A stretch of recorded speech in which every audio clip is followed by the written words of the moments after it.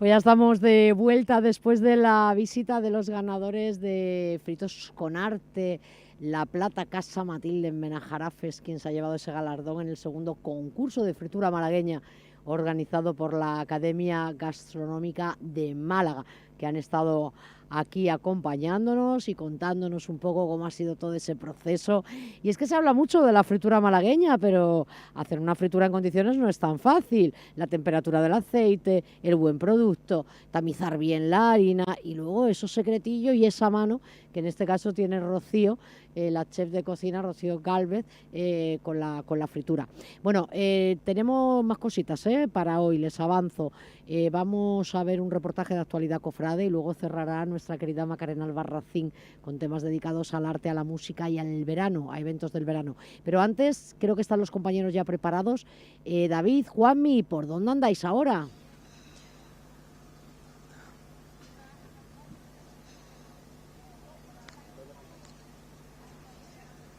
Hola David, te veo pero no te escucho.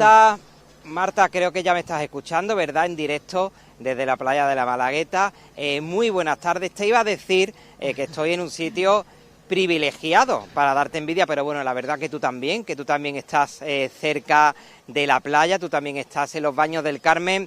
Y hoy he querido venirme hasta aquí, hemos querido venirnos hasta la playa de la Malagueta para que veáis cómo se encuentra a estas horas la playa, llena de malagueños y llena de visitantes. Desde luego que hace muchísimo calor, hemos pasado una noche muy calurosa, desde luego es lo que se apetece, al menos los que estamos trabajando en estos momentos, es lo que haríamos, dar un chapuzón y tomar un poco el sol. Pero os quiero hablar de algo importante que yo estoy seguro de que todos lo sabéis, pero yo los quiero recordar porque el venir a la playa, al menos en las playas de la capital, tiene una serie de obligaciones que tenemos que cumplir pues para que todo se desarrolle con normalidad, una serie de normas que tenemos que respetar pues para que el uso y el disfrute de las playas pues vaya todo como tiene que ir para la temporada de baño, que por cierto empezó el pasado 1 de junio y se extenderá hasta el 30 de septiembre, se desarrolle con total normalidad.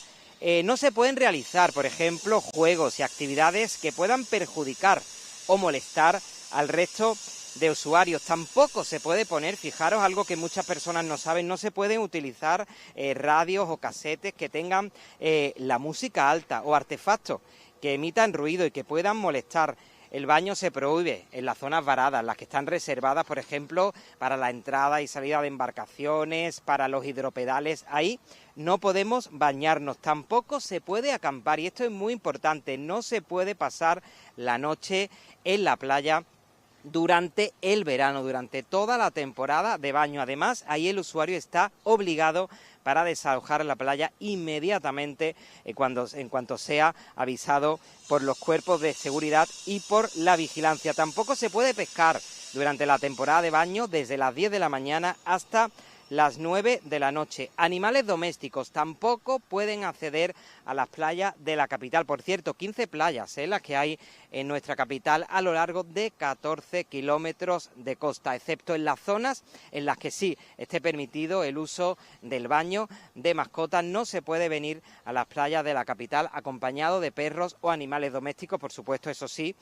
los animales lazarillos, claro que sí. Infracciones, pues hay muchísimas infracciones, hay infracciones graves o infracciones leves. Voy a repasar algunas de ellas rápidamente, pues que tienen multas, las infracciones graves de hasta 3.000 euros. No se pueden verter productos contaminantes, no se pueden hacer moragas y también está prohibido hacer el fuego y la venta ambulante. Tenemos también, Marta, una imagen muy llamativa.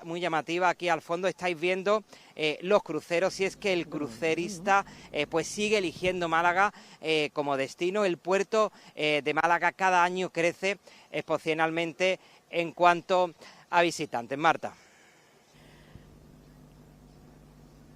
Muchas gracias, David, maravilloso. Además, hoy hemos hecho hincapié en eso de la temperatura del agua, que estaba un poquito alta. Nosotros os damos las gracias por ese reportaje en el que nos recordáis imprescindibles los servicios de las playas malagueñas. Seguiremos hablando sobre este tema porque también tenemos ya el estudio de las banderas negras, que afortunadamente en la capital nada más creo que hay una, que es la de San Andrés.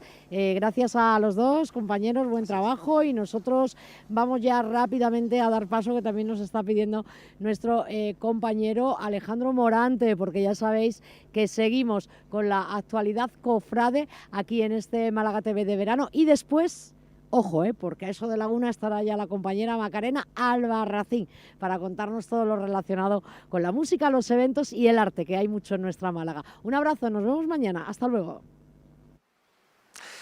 Retomamos esta serie de programas en las cuales estamos analizando la figura del diseñador Juan Bautista Casielles del Nido en este centenario de su nacimiento.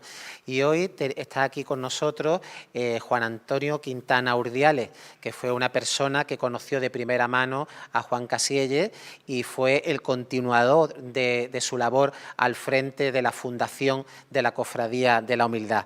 Muy buenas, Juan. Hola, ¿qué tal? ¿Qué nos puedes contar de la faceta humana de Juan Casielles?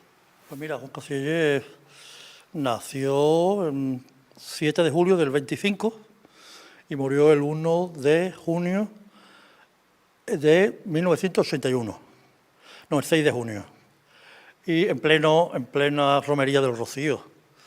Su familia, su padre era Rafael Casielles, su madre Irene del Nido, procedían de Albacete, el padre de Córdoba. Y ellos se casaron ya mayores. La madre era ya solterona, o sea, ya con más de 40 años, y tuvo 4 hijos.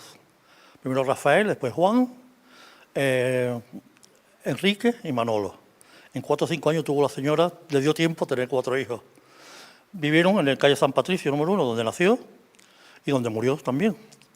Muy devoto, se crió a los pies de la Virgen de la Victoria, fue monaguillo, todo lo hizo en la Victoria. Él era muy, muy devoto de la Victoria. Cuando don Benigno se hizo cargo de la parroquia, él estuvo ayudando, le ayudó a la restauración. Por ejemplo, las rejas es diseño de él también. Él pertenecía a la cofradía de la Cena, desde chico, de pequeño, porque era la que estaba allí más arraigada. Todo lo que hizo en la Cena fue primero, desde vestir a la Virgen, el manto se lo diseñó él, un estandarte, y él vestía a la Virgen. Fue el primero que se dedicó, ya muy joven, muy joven. Cuando tenía 20 años más o menos, entró en el seminario. Pero ya como con los mayores, por eso que él conoció mucho allí, que era su profesor, don Manuel Gámez. Don Manuel Gámez era joven, pero era profesor del seminario. Por eso tenía la amistad que tenía con él. A los 2 años se tuvo que salir porque él siempre tenía un problema de enfermedades de pecho. Se puso muy enfermo y la madre lo sacó. Él ya no volvió. Se dio cuenta que su vocación no era aquella. Y fue cuando empezó a diseñar, ¿sabes? Se atrevió a diseñar. Entonces ya diseñó las cosas de la Cena y pronto su fama se fue incrementando, porque además verdaderamente nada más que había él. En Málaga no había ni artistas, ni escultores, ni nada. ¿Dónde había que ir? Pues a la fuente. La fuente no estaba aquí, la fuente estaba en Sevilla, precisamente. Y él era devoto, amor, pasión por la Virgen de la Amargura. Su ideal de cofradía era la amargura, cosa que nos transmitió a los demás. La amargura de Sevilla, ¿no? Sí, la amargura de Sevilla. Sí, no, Zamarrilla no. Vamos, no por nada, sino porque él bebió de las fuentes de Rodríguez Ojeda, que además era un enamorado de Rodríguez Ojeda, todos los dibujos simétricos, todo. Y la forma de vestir, sobre todo la forma de la cofradía en la calle. Eso lo tenía él muy apesadumbrado, llamémoslo así, porque las cofradías en Málaga eran para no verlas. Por desgracia, había 2 o 3 nada más. No había cultos, no existían los cultos, solamente una misa ¿cómo se llama? No, de comunión general, que era eso, era lo único culto que tenía durante el año la cofradía. Él restauró, lo primero que se hizo, el primer besamano que se hizo fue el de las penas, el primer besamano que hizo Málaga. Luego ya se metió en las penas porque se disgustó con la cena, con la cofradía de la cena y se salió. Como ya empezó, ya conoció a don Manuel Villarreal y empezó a trabajar con él. Y Villarreal lo hizo representante suyo en Málaga. Todo lo que hacía en Málaga, todo lo hacía Villarreal, don Manuel. También hizo con los escultores, entabló amistad con Buiza, luego más tarde ya con Luis Álvarez Duarte. Y entonces también, bueno, tenía representaciones de cera, de túnica, claro, vivía de eso, porque los hermanos se habían quedado con las representaciones del padre. Y a él lo dejaron como cuidando a la madre. Y le pasaban una pensión y él ya con eso y sus obras de arte y eso ya salía adelante. Su obsesión era comprar la casa donde él vivía. Y era todo para reunir dinero para comprarle la casa a los hermanos. Su casa era el refugio de todos, además era una casa abierta, sobre todo por las tardes, ¿no? Cuando entran las penas, aquí tuvo el caldo de cultivo que él quería, porque le pusieron la cofradía en bandeja, para que hiciera lo que él quisiera. ¿Qué pasó? Pues hizo una cofradía a su imagen y semejanza, había que estar en la calle. Lo primero que hizo fue el trono del prendimiento y el del huerto. El manto de la Virgen del Prendimiento, ahí fue lo que más fama le dio. Yo me acuerdo que yo era jovencillo y en la famosísima Casa de la Cultura estuvieron expuestos poco antes de echarla abajo. Bueno, poco antes no, bastante. Pues allí se hacían todos los años. Una exposición de enseres, ¿no? Sí, todos los años en Cuaresma, una exposición de estrenos. Claro, en aquellos años empezaron la cofradía a estrenar muchas cosas. Juan Casillera era el rey, señor, porque lo primero fue, ya te digo, el prendimiento, el huerto, el manto, se presentó al mismo tiempo el manto del prendimiento de la Virgen. Y empezó luego ya a trabajar para todas las que había, y con las penas, pues se volcó. La pena fue su cofradía, además. Yo no entré por él, yo había venido antes, pero ya cuando nos fuimos a San Julián, habló conmigo, que quería contar conmigo, con la gente joven, porque claro, yo no quería entrar en las penas porque había nada más que 2 señores mayores. Antes las cofradías, los hermanos mayores eran eternos para toda la vida. Y no tenías posibilidades de nada, vamos, ni de hablar, solamente a limpiar. Entonces digo, no, esto va a cambiar. Entonces entramos con él, mucha gente joven. Juan Ramírez, los hermanos Padilla, Diego Cuadrado, en fin, mucha gente. Y cambiamos la cofradía. Vamos, cambiamos por él, no por nosotros, porque no teníamos ni idea. Yo mi primer contacto con la Semana Santa de Sevilla me llevó él un domingo de Ramos. Dice, te voy a llevar a la cofradía, el día que a él más gustaba, el día que más le gustaba era el domingo de Ramos. Y fuimos un montón de años, como nosotros teníamos el martes. ¿Y a dónde me llevó? Lo primero, por lógico, a la amargura, lo cual me enamoré de la cofradía y del domingo de Ramos. Nosotros íbamos todos los años a ver de salir la Iniesta. Eso era clásico. Era algo tradicional. Sí, pero además había muy poca gente, Nosotros lo veíamos de salir de la puerta encima. Y Juan, ¿cómo podríamos resumir el ideal artístico de Juan Casielle? ¿Qué es lo que Juan Casielle quiso impregnar a la Semana Santa de Málaga? Mira, lo primero de todo, la seriedad, los cultos, pero luego ya como cofradía, la seriedad en la calle. Había quitar las luces, que eso lo teníamos obsesionado, la cera, que hubiera cera buena, y el comportamiento de los nazarenos. Porque claro, antes iban muchas cofradías hasta con bombillas, bueno, muchísimas, el mismo huerto, el mismo todo, las cofradías. Y eso lo tenía él, quitar la luz eléctrica de la imagen y de los tronos, Hasta lo consiguió, Le costó trabajo, bueno, una cofradía que es emblemática de él, es el mutilado. El mutilado lo hizo todo. Menos ponerle las piernas al Cristo, que estuvo ahí, dale que te pego, eso no lo consiguió. También quería poner una Virgen, al mutilado. Quería que pusiera la Virgen de las Victorias, ¿sabes? Tampoco lo consiguió, porque estaba el hermano mayor entonces, y nada, no había forma humana. Pero la verdad es que la impronta de Juan en el mutilado está ahí, los bordados están ahí. Y todo lo del Cristo lo hizo nuevo, prácticamente. Esto y lo que era la espera fue donde él se desarrolló de verdad. El trono de la Virgen yo creo que es el mejor que hizo. ¿Ese es su ideal estético, el trono de la Virgen de las Penas? ¿Qué? Su ideal estético es el trono de la Virgen de las Penas. Ese es su ideal, ese tamaño. Porque él decía que las vírgenes en Málaga no se veían, que lo que iban a ver un trono muy grande, y aquí lo importante era la imagen, no, y el buen gusto, y las proporciones. Él las proporciones también lo tenía un poco a maltraer. Entonces, yo creo que proporcionado hasta el Virgen de las Penas, maravilloso. Hizo otros tronos, pero que lo estropearon. Lo estropearon las cofradías, no él. ¿Sabes? Por ejemplo, te voy a poner un ejemplo. El de la Cena, de la Virgen de la Paz. Un trono grandísimo. A la espalda de él le hicieron a Villarreal que cambiara las proporciones. Y está desproporcionado. Otro que también fue el de la Virgen del Prendimiento, que él había hecho un cajillo, sí, y por detrás dieron que lo hiciera el doble, de grande. Cuando vino, el cajillo que él era. Imagino que eso sería una desilusión para él, ¿no? Sí.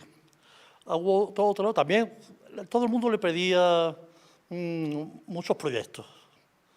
Unos lo hacían y otros no. Pero hay un proyecto que es un poco emblemático, que es de la Virgen de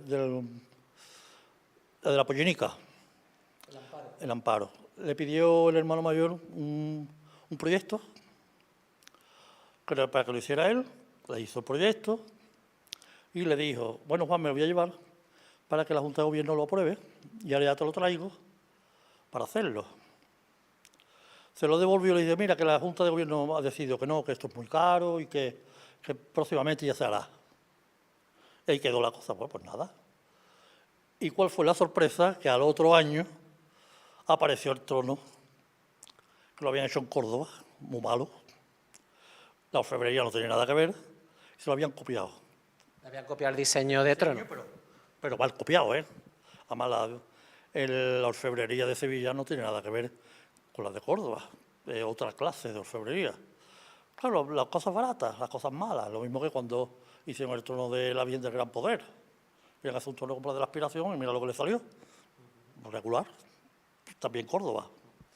Y ya para finalizar, Juan, ¿qué crees tú que sentiría Juan Casielles si viese el rumbo que tomó la Semana Santa de Málaga a partir de los años 80? Él estaría encantado, creo, ¿sí? Porque además era un poco su ideal. Las cofradías nuevas, el orden de procesión que se ha hecho, que no existía, aquí en Málaga era todas las insignias delante y luego las velas, 4 velas, vamos, no había más. Y no tenía que ser el por tramo. Luego la seriedad, que tampoco existía.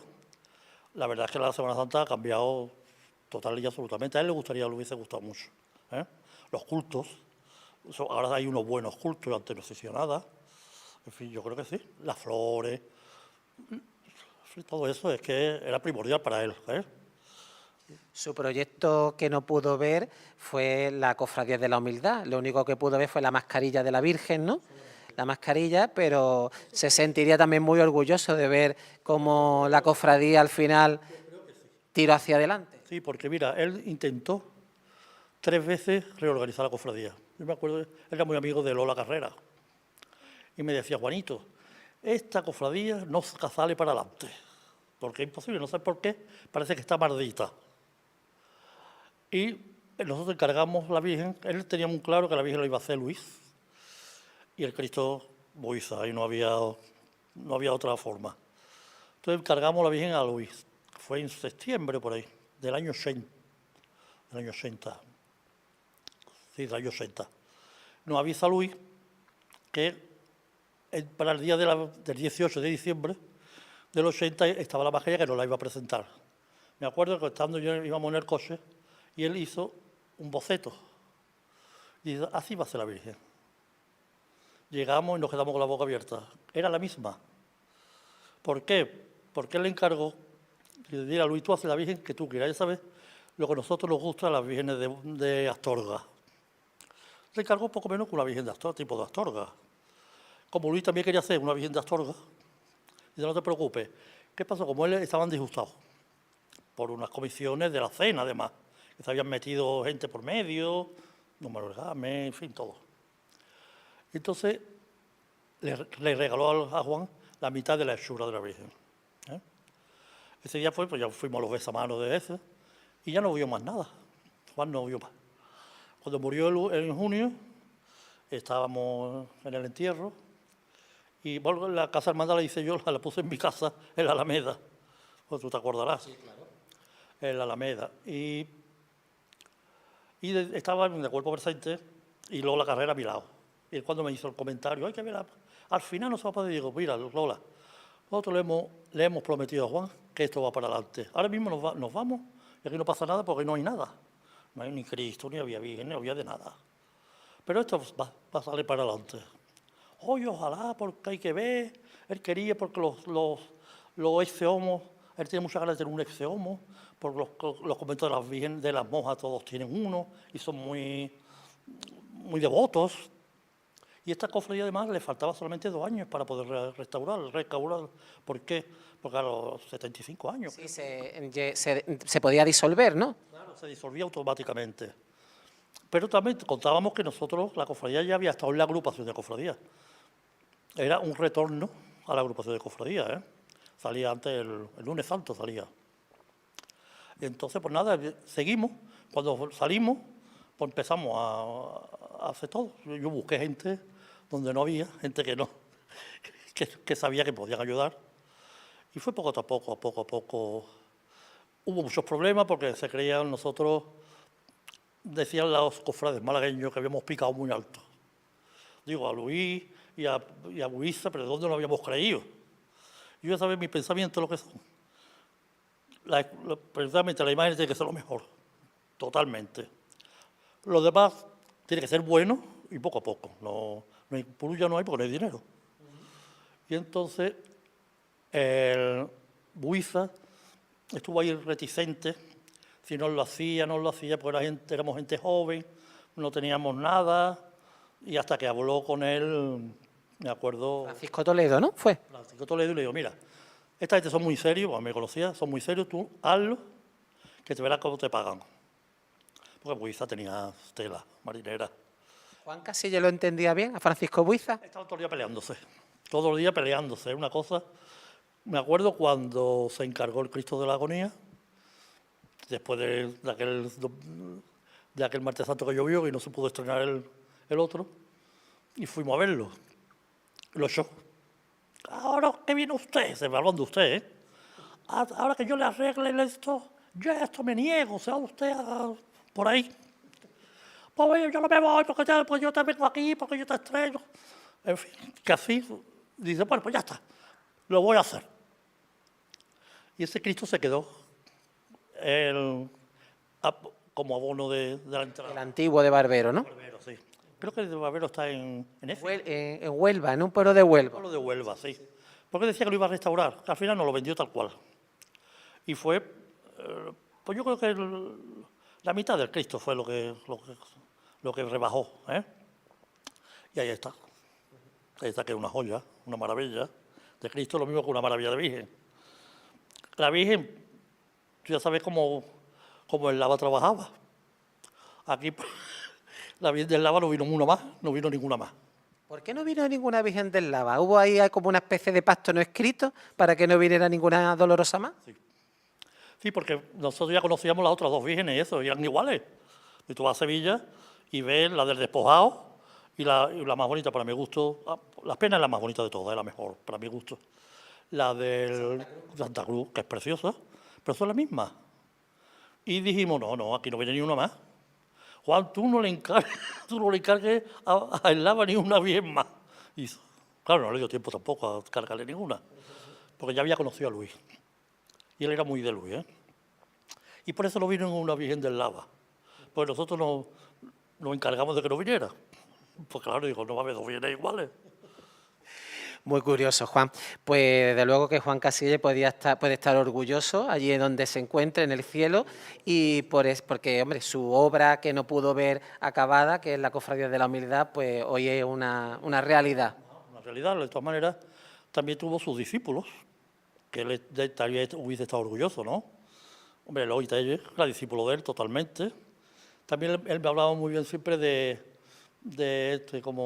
Salvador Aguilar. O sea, porque era, sí, que tenía 15 años y ya dibujaba. Y él decía, este niño va a ser un artista. Y él le ayudaba.